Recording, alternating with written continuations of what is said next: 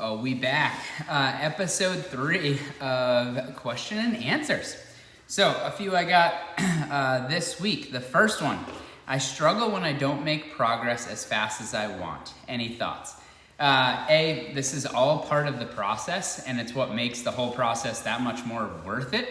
If we achieve things super easy, we'd be setting our sights too low, and also the value of trusting the process, putting in the time, and overcoming that is incredible, and that's really where the magic is. One thing that I would definitely think about though is I resonate well with thinking about direction over destination, and ultimately, like, often we look at like what we want the end game to be, but if you can think about, okay, what's the path that's going to get me there, and then break that down into smaller steps, you can celebrate a lot more wins that you didn't even know you had the ability to celebrate, and B, over time you start to really enjoy the process, and then ultimately you end at the destination that you want, or you realize it's a slightly different destination that you're after, and you realize that by heading in the direction of where you want to go.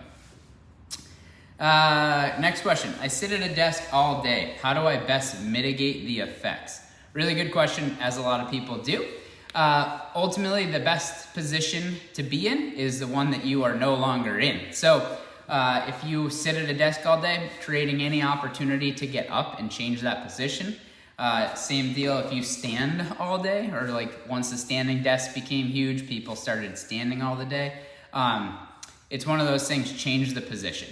If you are stuck and you have to be on calls, or you have to be in front of a computer, giving yourself the opportunity to do like shoulder blade cars, moving and putting through the range of motion. Same thing, doing your neck cars. That makes a big difference.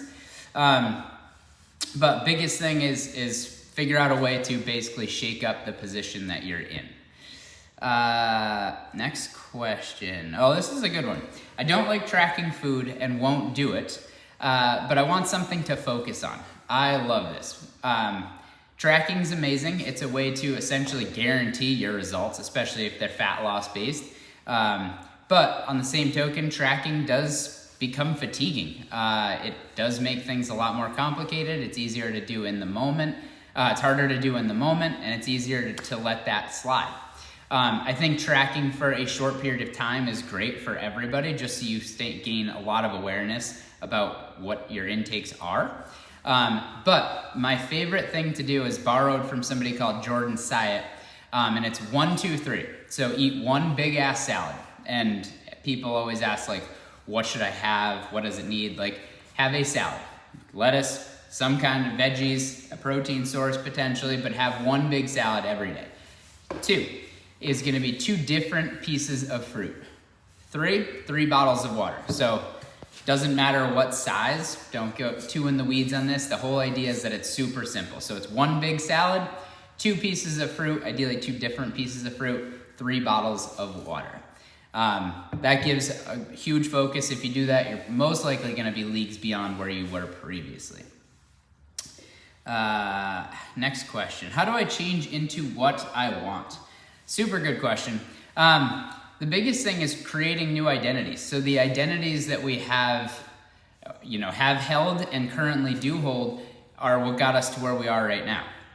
I am a big believer on saying, like, all right, I want to be able to, afford this. So I'm going to say, like, start believing I'm financially free. And it's one of those things where all of a sudden your decisions start to be informed off what that mantra or that identity is. Same deal with like training. It's easy to have a program that is like the perfect program, or be like, I'm going to train 5 days a week for an hour and a half. Awesome. And it's great when that happens. But more than likely, there's going to be times in life where like you don't have an hour and a half. Maybe you have 15 minutes. Maybe it's in between, work calls or something like that. Where if you have the identity as somebody who prioritizes their health or is a mover, it's going to be so much easier to show up and do something. Whether that's like going for a walk with a friend, whether that's doing a set of pull-ups in between work events, whatever it is, it's going to be easier to prioritize that. So I would say, like, zoom out, objectively look at what you're after, and then from there figure out what those identities would be, and then start living into those as if, and making decisions as if you've already achieved them. And while it feels like you have a little imposter syndrome in the beginning, because it's the direction you want to go, and as long as it's something you internally want to do, you're going to gain momentum, and that momentum is going to turn into accomplishing things you didn't even know you could accomplish, and before you know it, there you go.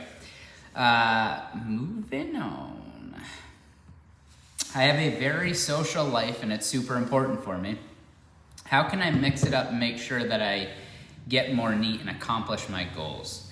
Good question. I think it's great that you're social. We are social beings, and we belong in tribes, essentially, so I think that's great.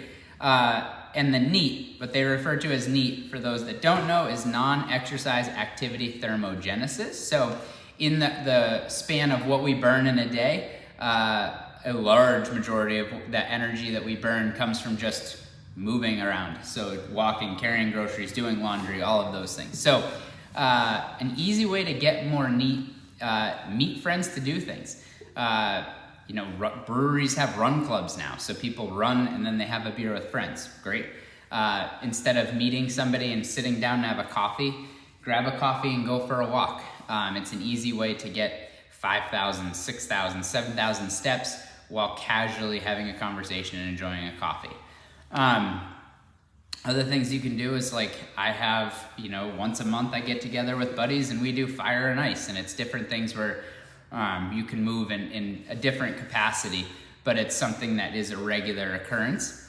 And then all the different things too of, like, you can park further away. So if you're meeting friends at a restaurant, it's awesome to go for a walk before and after. So park a quarter mile away, a half mile away, and walk to dinner, enjoy dinner, and walk back. It's really easy to valet, park right out front, have dinner, and immediately hop in the car to go home, to immediately sit down or immediately go to bed. So that's an easy way to get a little extra movement. And I think also just being consciously aware of, is there a way that we can add a little movement to whatever this outing is?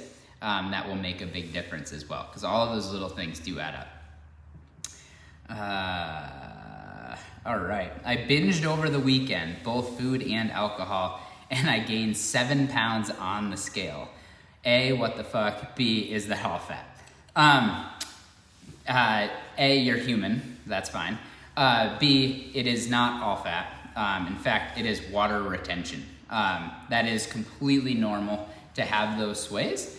I'd be willing to say if you eat normal, not restricting yourself beyond what you normally do, drink a lot of water, get in a little movement, you'll be right back down to where you were. There's 3,500 calories in a pound of fat. So if you do the math on that, 7 times 3,500, that's an insane amount of extra calories you would have had to binge, i.e. you didn't binge that much. It is simply water retention. So many things play into that. I mean, sodium intakes, things to that nature. So it is one of those things that while you do have that spike, it will come right back down. Again, it's good awareness that our actions do have consequences, but at the same token, you don't need to punish yourself as a result of that. Also, that just creates this horrible, vicious cycle. To that point, and just to add, where if you are going to be weighing yourself, this is the exact reason why I want you weighing yourself every day. Because then you will see that, okay, it's going down, it's going down, it's going down, boom, goes up 7 pounds, what the hell? And then all of a sudden, the next day, you're down 4 from where you were, the next day you're down 3 from there, and you're right back to where you were, and you keep going. And as long as the line is trending in the direction that you want, that means that the lifestyle you've created is eliciting the response that you're after. So don't be so hard on yourself. My goal is to get bigger, chase a little hypertrophy, but I love cycling and running. I'm not seeing the progress that I like. Is my cardio hurting my hypertrophy gains? More than likely, probably. And basically what I mean by that is, in order to gain muscle size, also called hypertrophy, you need to be in a calorie surplus. So let's say at 2,000 calories, that's your break-even point. If you eat 2,000 calories, your body expends 2,000 calories, your weight remains the exact same. If you eat at 1,800 calories and it's 2,000 to burn, you're gonna be slowly losing weight. And if you're at 2,200 and 2,000, your tipping point, you're gonna be slowly gaining weight. Now, you need to be in a slight calorie surplus and have your hypertrophy strength work in order to put on muscle size. So with this question of I love running and cycling, it's most likely that you're simply burning too many calories, and basically your goals are opposing. Doesn't mean you can't do it, but you're gonna have to really buckle down on making sure you're consuming enough calories while training hard in order to have that deal. I would say most people get stuck because they chase too many goals all at once, which is why like you'll see a lot of athletes, what they'll do is they'll do like a strength phase where they're eating in a calorie surplus, maybe gaining a little bit of body fat, putting on some muscle size, which increases their metabolism. And then all of a sudden they'll then plateau there on purpose. And then as like it comes into their season, or there's something like the beach is coming up that time of year and they want to be leaner and feel better in their skin, then they'll go into a slight calorie deficit, which allows them to keep their new improvements in muscle hypertrophy or size, but begin to shed body fat. And that's where like you'll have people who will be in a gaining phase, they'll go to maintenance, they'll go to a cut, back to maintenance, and it's this dynamic ability that allows you to accomplish both your goals. The problem is when we try to lump it all together at the same time, that's where we really run into a head. So I'd say sit back and look at what's objectively more important to you. Is it putting on a little exercise, or is it the cardio piece, or is it that you just want to feel like you are a good athlete and happy in your own skin? So I'm gonna call it there. For this week, I want to keep these under 12 minutes, and we're getting dangerously close to that. But thanks for watching. Please fire any questions you have. I'm happy to cover them. Thanks, guys.